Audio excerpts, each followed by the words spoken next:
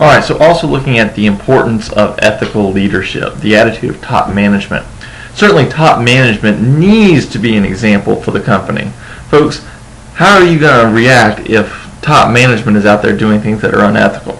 They're out there stealing lollipops from babies. What are you going to be doing? Probably the same thing. Alright, so it's important that if you are in top management that you set that example.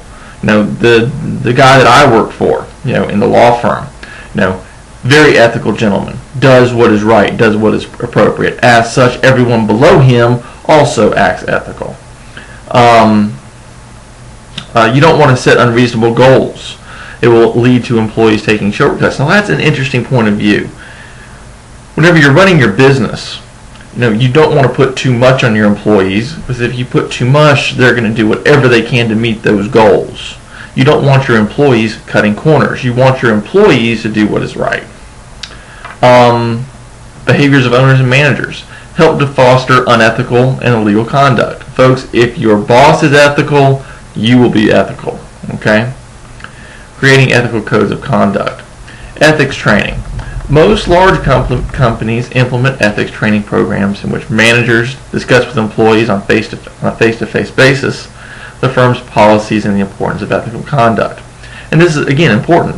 Folks, if we talk about this stuff, if we get it out there in the open, if employees feel like they are able to come to their managers and bosses, then this is going to create a better work environment. I know whenever I first started working for this law firm, one of the first things I told my boss is, hey, listen, if I feel something is inappropriate, I'm going to tell you. Okay?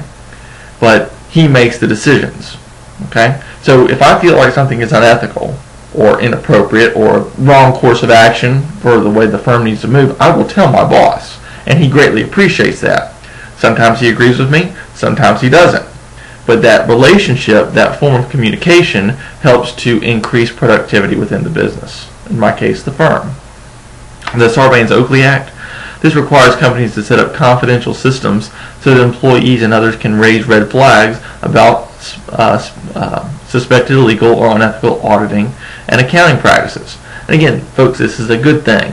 Folks, if you feel like you're going to be discriminated against for telling the truth, are you going to do so? Probably not.